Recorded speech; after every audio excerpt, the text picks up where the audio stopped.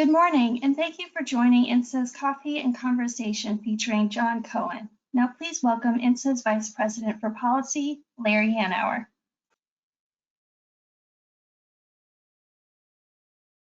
Good morning. Thank you for joining INSA for Coffee and Conversation.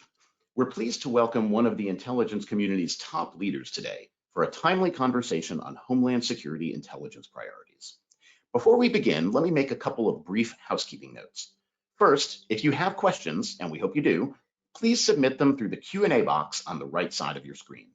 We'll do our best to get to all of your questions. Second, we're pleased to welcome members of the press to the call today. So this is a reminder that this program is on the record. Now, it's my pleasure to introduce our speaker. John Cohen is the Coordinator for Counterterrorism at the Department of Homeland Security, where he's also the senior official performing the duties of the Undersecretary for Intelligence and Analysis. He serves as a senior advisor to Secretary Mayorkas and oversees department-wide counterterrorism, counter-extremism, and intelligence initiatives. He previously served as a senior expert on global threats for the Argonne National Laboratory and as an adjunct professor in the Georgetown University Security Studies program. John, thanks for joining INSA this morning. Hey, Larry, it's great to be with you. I appreciate the opportunity to be here with all of you today. This is a very timely conversation. You know, as I was thinking about this event and the people who would be listening in, it just struck me that, you know, after I leave here, I'll go to my office, I'll have a binder waiting for me.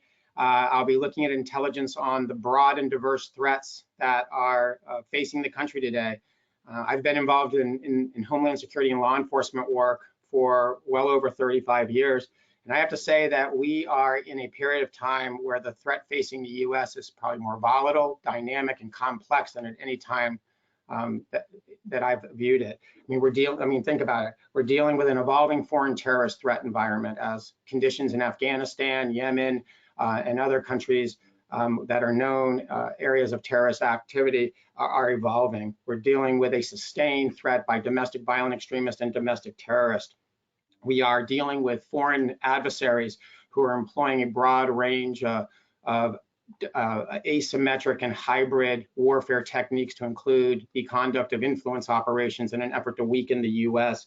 We're dealing with cyber threats, increased drug flows to the United States, violent crime, which has been increasing for the past 3 years in cities across the country.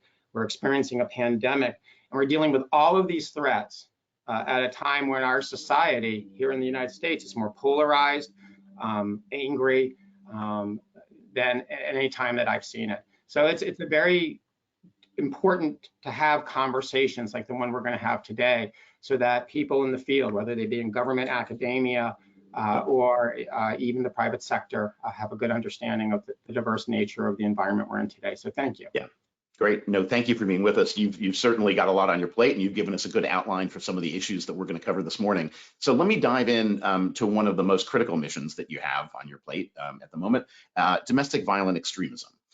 So in March of this year, the ODNI released a report asserting, as its title suggests, domestic violent extremism poses heightened threat in 2021.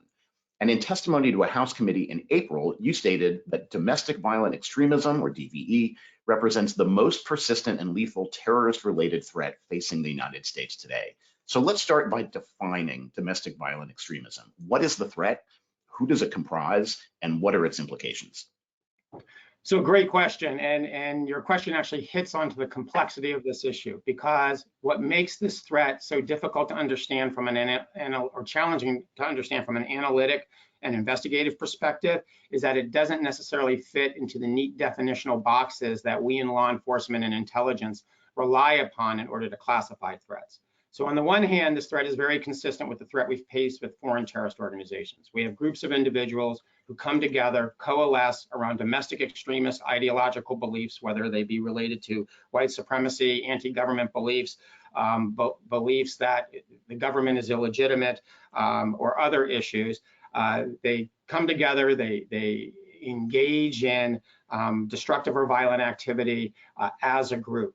But when we look at this threat from the perspective of lethal attacks conducted in the United States, it is much more of an individualized threat. And what I mean by that, the overwhelming majority of lethal attacks in the US over the past 4 years have been conducted by individuals who self-connect with an ideological belief system or a blend of ideological belief systems or a blend of ideology and personal grievances, and that they acquire through the consumption of online material.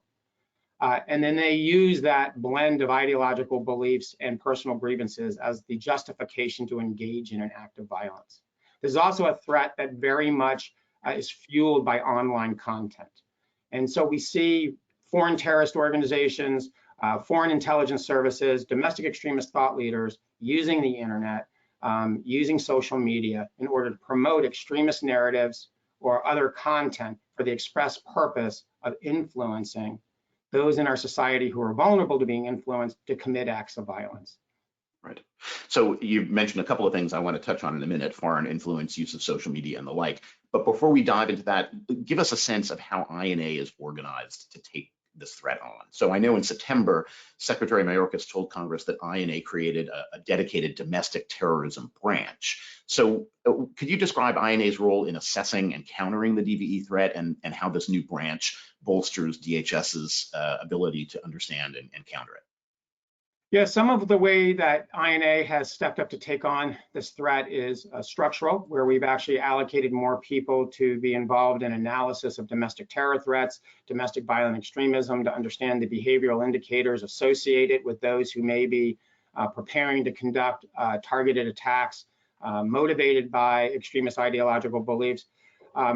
We've increased the number of people and the increased focus on looking at online narratives, looking at what are the narratives that are likely to inspire acts of violence, what are those narratives that are likely to spread from small street platforms to much broader in the online ecosystem, and therefore influence destructive or violent behavior. But part of it's cultural as well, and I think this is a really important point, particularly for this group. If we look at the current threat, it causes us to have to take a step back and think differently about intelligence to some degree.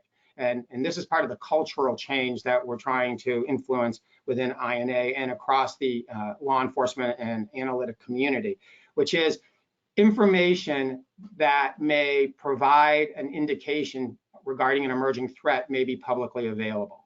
And that runs counter to sort of the traditional belief that information that's acquired through sensitive collection platforms or through undercover operations is generally more credible than that which is publicly available. What we are finding is that intent to commit attacks, information regarding potential threats, narratives that are intended to influence attacks is out in the open. It's easily acquired. It doesn't really require covert collection. And that requires that we train our analysts differently to look at information. Good. I want to delve in a little bit later to your use of open source information, because that kind of tradecraft and training is getting more and more widespread, and INA is in a unique place to use it. But let me go first to one of the things you mentioned in your opening about foreign influence. So American societies become increasingly polarized, particularly across political, ethnic, religious lines, all different sorts of fault lines. Can you discuss whether and to what extent foreign adversaries are working to exacerbate these social divisions in the United States, and what tools they use to do so, and what the implications are?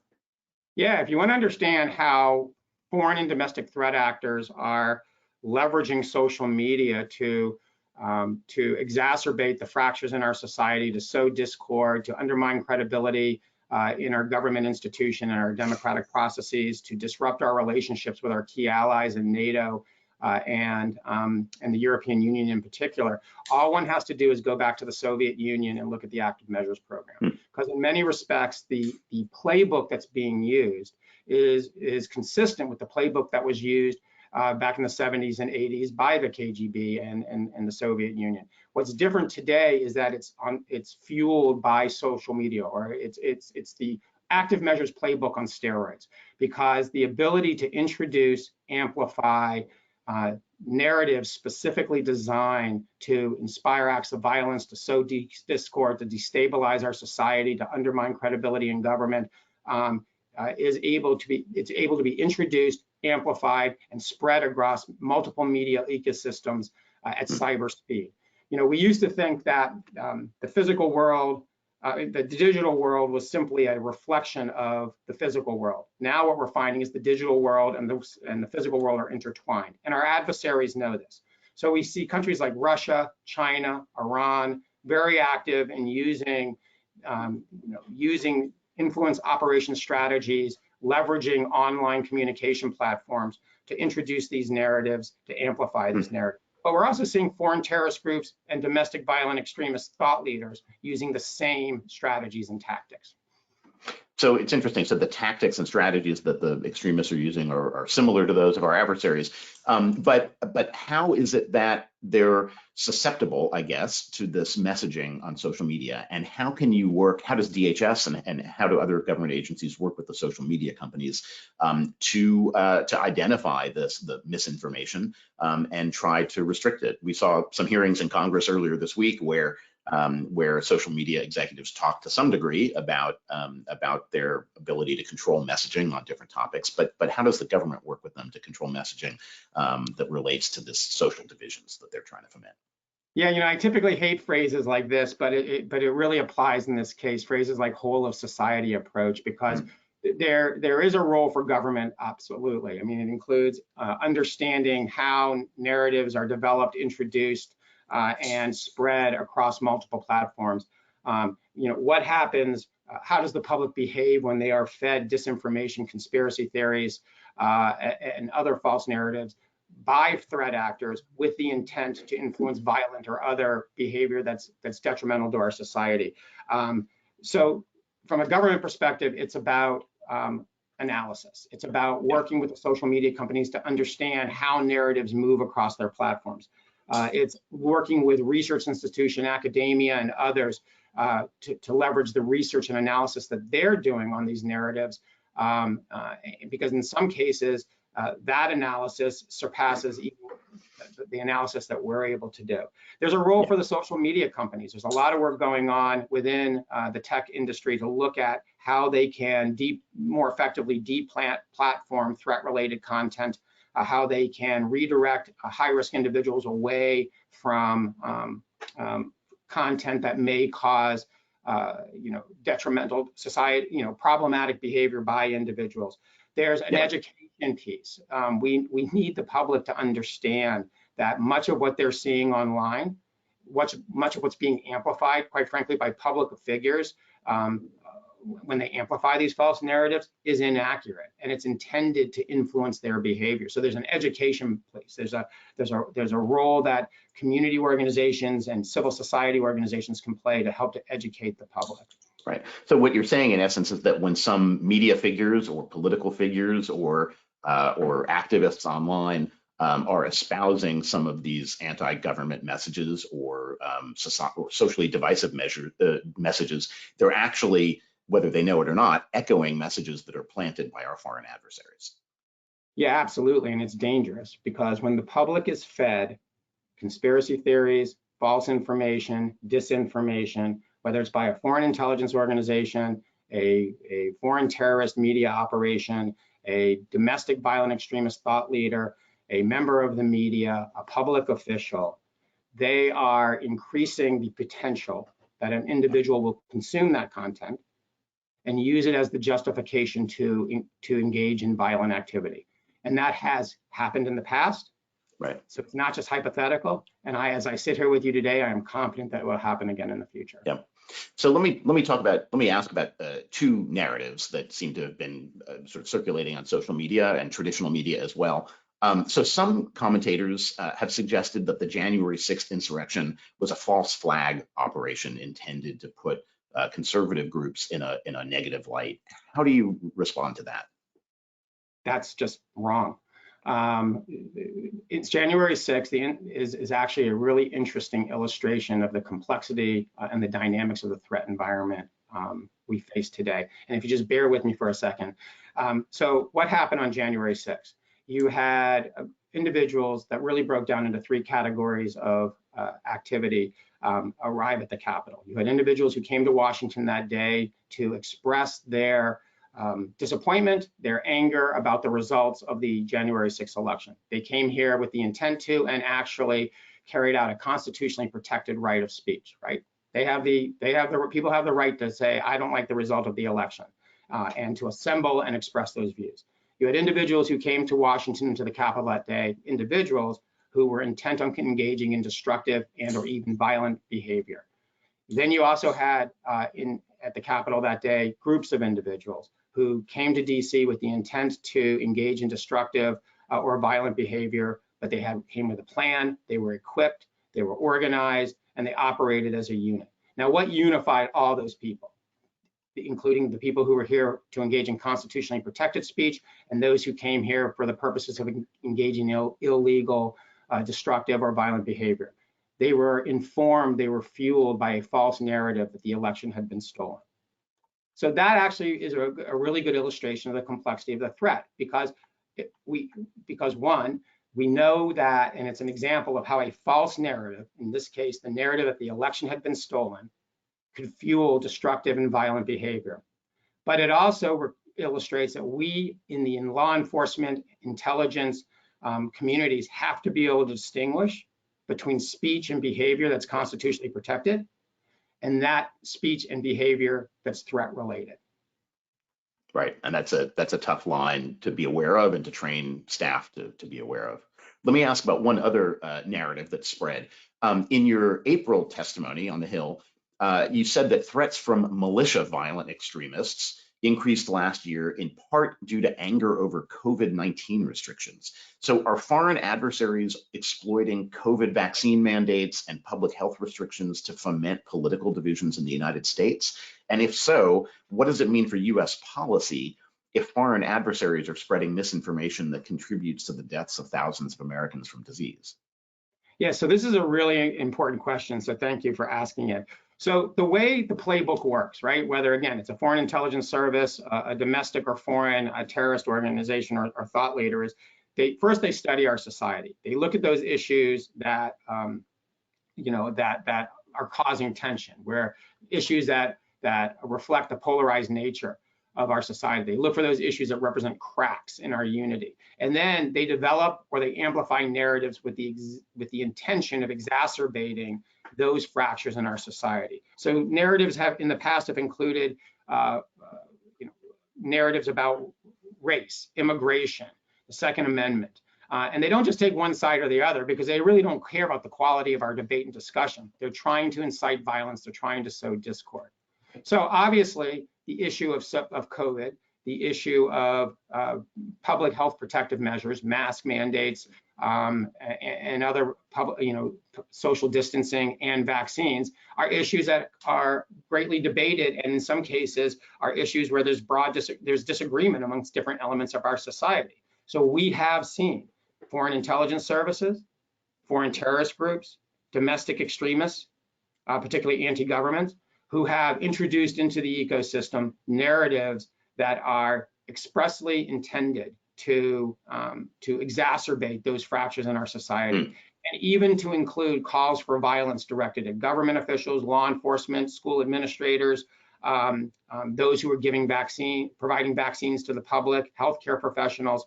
We have seen calls for violence to be directed at government and non-government individuals by that broad range of threat actors.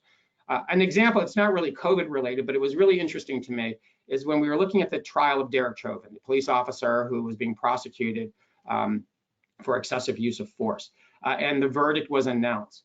We actually saw common narratives being promoted on covert proxy websites associated with Russian intelligence, similar websites and platforms being leveraged by Iranian paramilitary and intelligence entities, white supremacist online forums, as well as foreign terrorist groups. They were promoting a very similar narrative, that the jury had been tampered with, that the verdict was a part of an effort by the government to displace the superiority of the white race.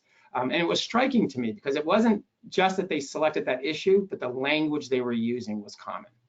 That's interesting. So a real wide selection of foreign adversaries and domestic anti-government activists, all using the same messages, organizing the same way, and trying to foment social differences in the same way. That's sort of a fascinating dynamic. Let me shift a little bit because I want to cover some other issues as well to international terrorism. So in the 20 years since 9/11, the nation's implemented extensive measures to prevent a foreign terrorist attack in the United States. How does INA view the international terrorist threat now? Which groups pose the greatest threat to the homeland, and in what ways? I think it is an evolving environment, right? I mean, if you look at the past, 5-6 years, we, for a variety of reasons, one, the robust counterterrorism capability that we put in place post 9/11, but even looking at other factors such as travel restrictions associated with COVID, reduced travel, the ability of a foreign terrorist organization to introduce operatives into the domestic environment has been greatly degraded. And look, I want to make this really clear. We have invested billions of dollars over the past 20 years, and we have created a robust counterterrorism capability that includes the capacity of our intelligence community, our military, our law enforcement, our relationships with our foreign partners and allies, our ability to identify foreign terrorist organizations, disrupt their activities, target their leadership, identify operatives who are seeking to come to the United States is extraordinarily robust, and in large part has driven the fact that we have not experienced another 9/11 type of attack. Going back to a little bit of our other conversation, so how have the foreign terrorist groups adjusted? Well, they've taken on the same lessons that we were discussing before, and they've incorporated into their activities the use of online platforms in an effort to inspire or incite people who may be located in the countries that they're hoping attacks will take place. Right now, we're seeing a dramatic increase in online activity by media operations associated with different Al-Qaeda elements and Islamic State, where they are calling for lone wolf attacks. They are specifically focusing on providing content intended to inspire disaffected individuals in our country and in Western Europe to engage in attacks. The other thing that we are very focused on is how the environment is shifting and how our resources are being repositioned. We are dealing with significant threats from countries like China and Russia and other foreign powers. We are looking to refocus some of our military and intelligence assets to address those threats. We have a finite number of resources. So the question we're asking is, at the time that we are seeing this dramatic evolution of foreign terrorist organizations, whether it's in Afghanistan, Yemen, Somalia, North Central Africa, other parts of the Middle East, we may not have the same visibility into those activities, right, because we're repositioning military and intelligence assets. So that's what we're planning. That's what we're looking at in the department right now. We're having those discussions with our partners in the IC and other federal government entities. Yeah, let me just pull a thread you mentioned there. I mean, you were talking specifically about Al-Qaeda and ISIS organizing online and trying to inspire people who are already in the country, disaffected individuals, lone wolves. Is the threat then from Al-Qaeda and ISIS and some other key foreign terrorist groups less that they are going to launch an attack planned overseas in the homeland, and more that they will inspire an American citizen or American permanent resident or someone already in the country to launch an attack on their behalf? Yeah, great question. So because of the efforts that I described earlier, the U.S. has seriously degraded the ability, or has degraded the ability of ISIS and Al-Qaeda to develop an attack plan, train operatives, and introduce those operatives who are prepared to carry out an attack into the United States. We have disrupted and we've created an extensive capability to prevent attacks against U.S. interests, particularly the aviation sector. Going back several years, as all of us know, they study our security efforts. They recognize how we are targeting them, how we have been targeting them, and they shifted. They incorporated into their efforts not only the recruitment of individuals, but the use of online content to inspire people. So Omar Mateen, the Pulse nightclub shooter, classic example. This is an individual who had underlying behavioral health issues, was dealing with a lot of issues in his life, felt disaffected, felt not only socially disconnected, but was trying to engage in behavior that gave him a sense of life meaning. He turned to extremist content online, self-connected with the cause of the Islamic State, went into a nightclub that he was familiar with because of his, sort of internal sort of behavioral issues, and he conducted a mass casualty attack and did so in the name of al-Baghdadi. So they know that works. They are trying to influence that type of behavior. We are focusing on expanding our ability to detect and mitigate that type of threat. But I will also say that, my job is to be worried about everything. Right. And so I'm not discounting that these foreign terrorist groups, our foreign adversaries, may be able to reconstitute an attack capability, particularly if our ability to acquire human or electronic intelligence that helps us detect these threats degrades. Yeah. Let me shift a little bit toward your strategies and resources to deal with all the threats that we've been talking about. So you mentioned at the very beginning using unclassified data, and of course, open source intelligence work is becoming more widespread throughout the intelligence community because of the wide amount of data that's available openly. So, but INA is somewhat unique in the intelligence community in that you draw on all sources of intelligence, including open source data, to provide state, local, tribal, and private sector partners with largely unclassified information that they can use to protect their assets and their territories. So how does INA make use of publicly available information for its analysis, targeting, and vetting missions? And how is INA leveraging advanced technology to make sense of the vast amounts of data that are out there? Ooh, a lot of good issues there. One, I mean, I think you hit on a really important point that's worth sort of emphasizing, is that what makes INA unique is their ability to leverage not only intelligence community reporting, but also information that's derived from our operational components, from the private sector, from state and local governments, to develop unique assessments on potential threats. It's not just about regurgitating what is reported in the intelligence community. It's about looking at this broad information that's available and coming up with unique judgments. And when INA is really hitting its mark, it's when it's doing that well. Yes, part of our responsibility also includes taking those unique analytic judgments and ensuring that those who have the ability to mitigate threats facing our critical infrastructure, facing our local communities, facing the federal government, facing the aviation and other transportation-related infrastructures abroad, make sure that they have that information and can use it to guide their operational planning. Providing, having great analysis that's top secret, SCI is great and it's helpful for policymakers, but it doesn't help, the local police department who may be in the best position to detect a threat. So you're hitting on a key priority that my team has right now as we're looking at preparing INA to deal with the current threat environment. Secondly, online. It's a fascinating issue to me because, again, it goes back to sort of changing some of those cultural beliefs that publicly available information can't possibly be credible or can't possibly be of value. For reasons we've discussed today, it is incredibly valuable. Individuals who are preparing to conduct attacks, people who are trying to inspire attacks, are doing so in a very public way. And in a sense, their success depends on these narratives being spread as broadly as possible across social media, other online platforms, mainstream media ecosystems. So their whole goal is to push that information out. So how do you look at that? Well, one, it's a very resource-intensive process. INA, while it has very broad authorities about where it can look, it is restricted to looking at publicly available information, which in this environment is good because that's where most of the information we need is.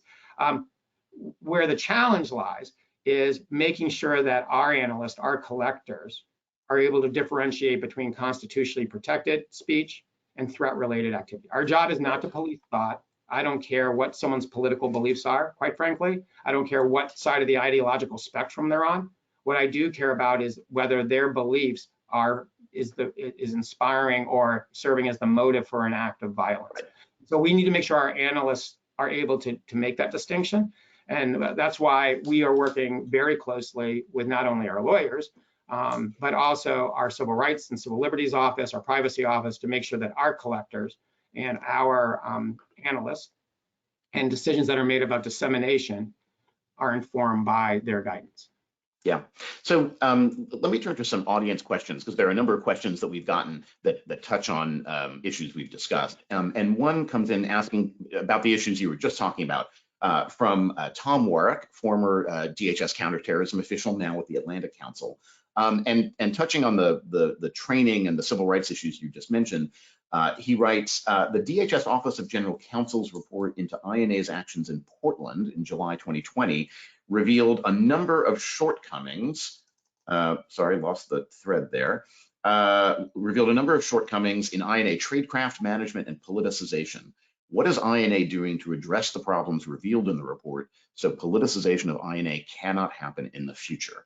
And I'll note too that report also called for, it noted the shift in mission from analysis toward collection and recommended a holistic review of the strategic direction of INA. So what kind of holistic review is going on, and how will the organization make sure that the lessons learned from and captured in the OGC report won't be repeated?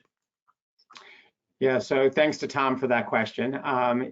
So there's been multiple reviews, internal reviews on this issue. There was the OGC report, the Office of General Counsel review. There was an Office of Inspector General investigation. There were internal reviews conducted by the new INA leadership. And they revealed a number of common issues that Tom sort of hit on in his question. One, it's imperative that the political elements of the department do not influence the objective analysis of threat-related information and the decision whether to disseminate threat-related information. That is a decision that has to be driven by an objective assessment of risk and threat. And even the perception that analytic judgments or a decision to disseminate information is being impeded or influenced inappropriately by political considerations undermines the credibility of the department broadly and INA specifically. Second, we owe it to our personnel, whether you're a GS7 collector or a GS13 or 14 analyst, to ensure that you have a clear understanding of the statutory and legal guidelines that govern how we operate as an analytic organization, as an intelligence organization. We need to make sure that they are trained. We need to make sure that they have appropriate mid and senior level oversight. We need to make sure that our privacy office, our civil liberties office, has visibility into how we operate. We need to, did I say train? We need to make sure that that training process is continuous and it's updated. And we need to make sure that there is very clear guidance from an intelligence perspective so that the analyst or the collector has the ability to place information that they may be looking at into context of the threats. And in addition to the threats, they have to be able to place it into the context of the national intelligence or security priorities of the United States and the mission of the department. Right. So I want to get to another audience question about this politicization question. A question from Jetta Breslow asked about the 2009 INA report on domestic extremism, which noted the growing threat from right-wing extremists and their efforts to right-wing groups' efforts to recruit veterans.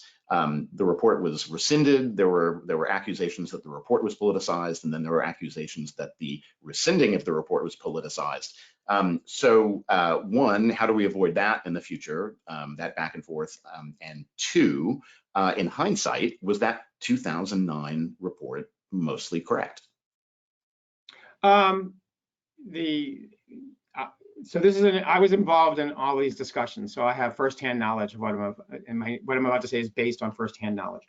I think at the time, and particularly in hindsight, we can say the analytic judgments that were represented in that report were mostly, if not wholly, correct. I think that document accurately sort of described the emerging threat environment that we are now facing. And secondly, I will also confirm that there was a very, very strong negative reaction by folks from sort of from the Republican side regarding the content of that report. That's not what caused some of the action by the department, the political response. What caused concern was that in the drafting and dissemination of that report, there wasn't a clear distinction made between threat-related activities and constitutionally protected activities.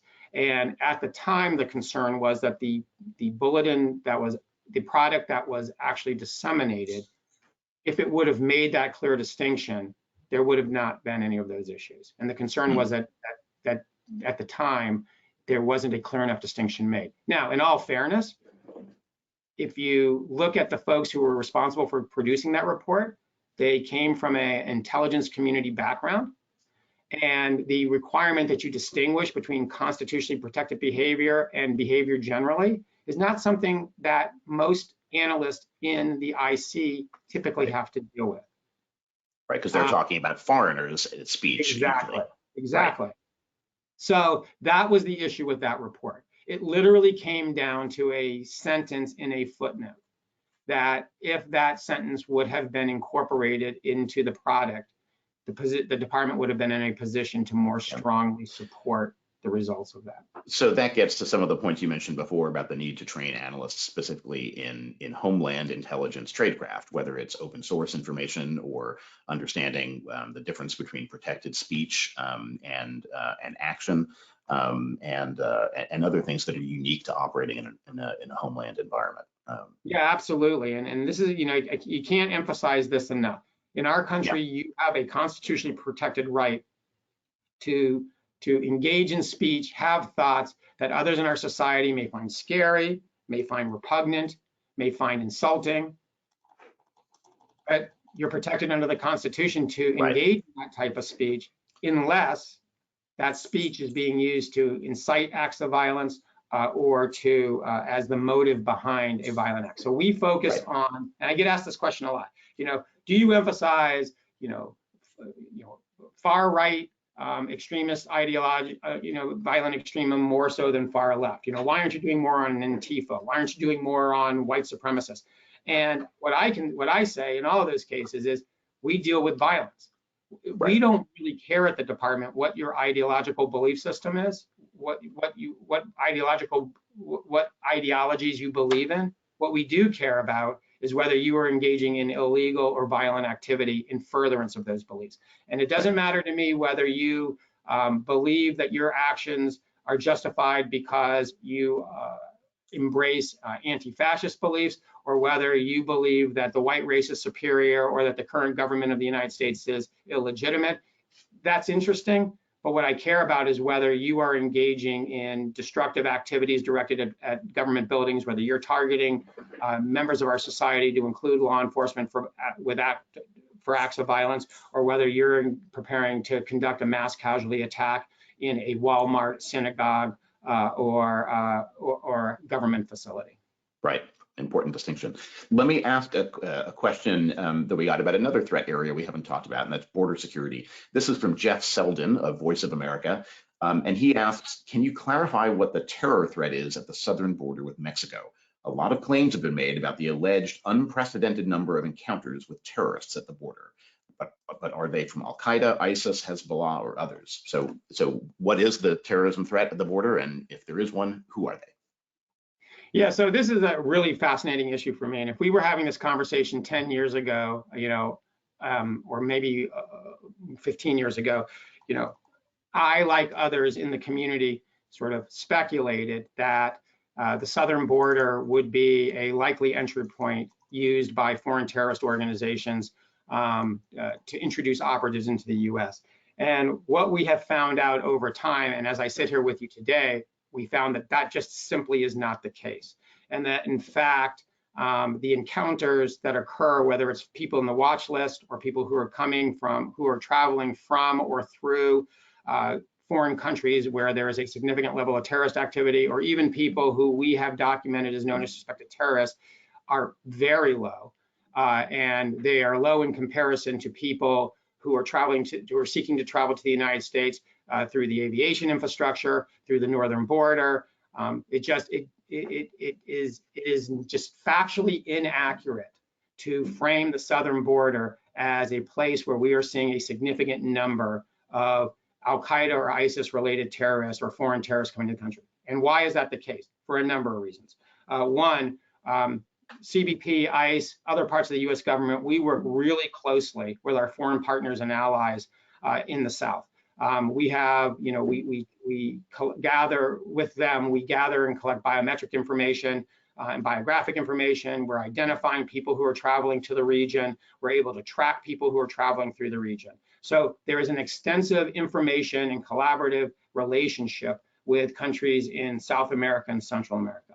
Secondly, what we learned is that terrorists analyze methods of entry as well. And they have figured out, and this is what intelligence tells us, that there are easier ways to get into the United States than trying to sneak in through the southern border.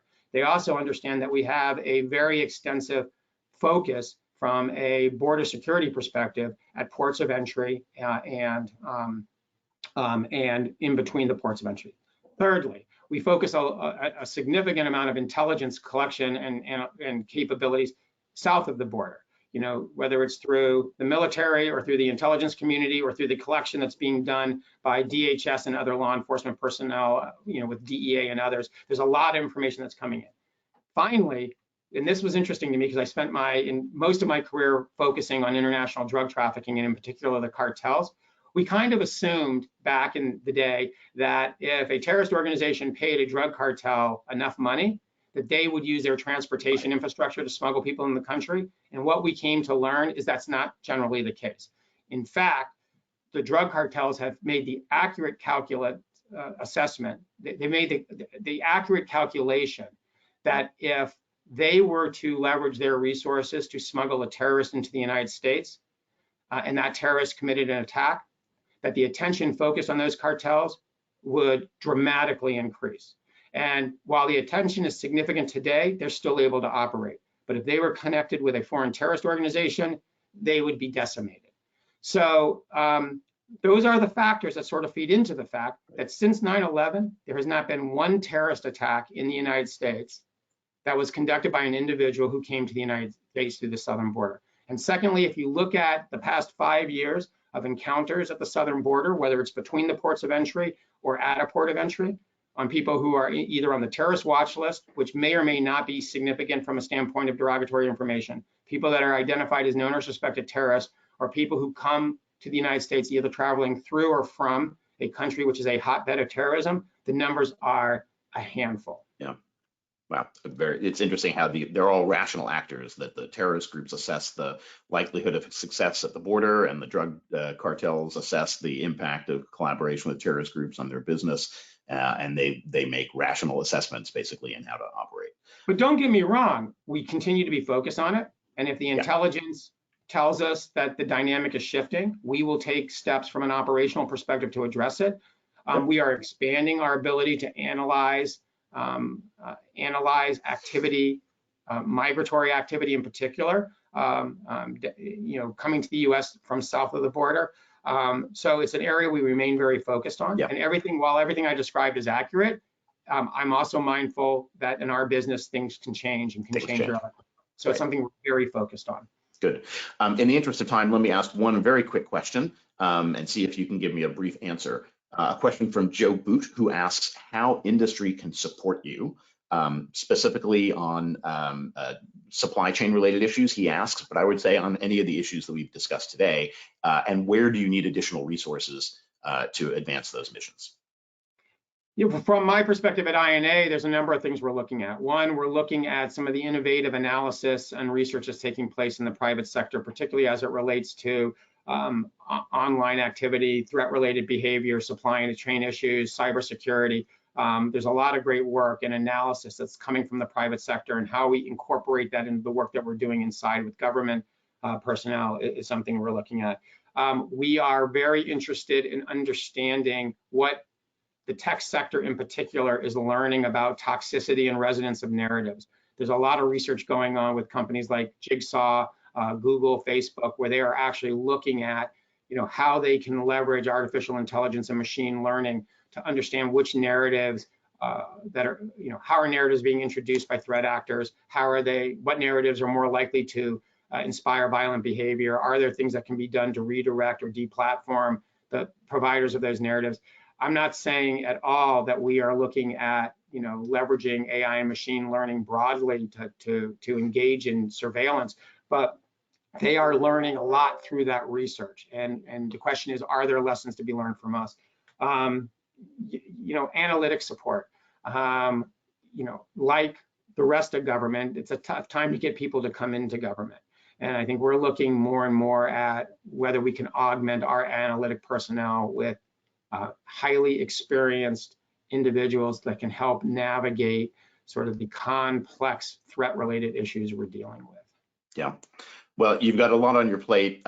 We covered a number of issues. We could go on for a long time, but unfortunately, that's all the time we have. So, John, thank you very much for joining us this morning and for your thoughtful insights and your candor about the challenges that the nation faces and the way in which DHS and INA are working to address them. Thank you for having me on. It was a pleasure being here with you today. Great, thank you. So for all of you watching online, thank you as well for taking the time to join us. When the webinar ends, you'll see a short survey pop up on your screen, so please take a moment to complete it and let us know how we did. Now, looking ahead at INSA, next Wednesday, November 3rd at 12 p.m., we'll host a virtual leadership luncheon with General Jay Raymond, Chief of Space Operations for the U.S. Space Force, who will discuss space-related threats and challenges and share his priorities for the newest military service. On November 9th at 2 o'clock, INSA will host a discussion on cyber threat hunting in the Defense Industrial Base, a virtual program in partnership with Defense One, NextGov, and Leidos. The 2021 National Defense Authorization Act called for the Defense Department to study the feasibility of a threat hunting program, so tune in to learn more about what such an initiative might entail. Our next in-person event takes place on the evening of November 16th, when we host a leadership dinner with General Paul Nakasone, the NSA Director and Cybercom Commander, at the Hilton Tysons Corner. You can register for these events and find the full lineup of INSA's upcoming programs at insaonline.org. This concludes this morning's program. Stay safe and healthy, and have a wonderful day.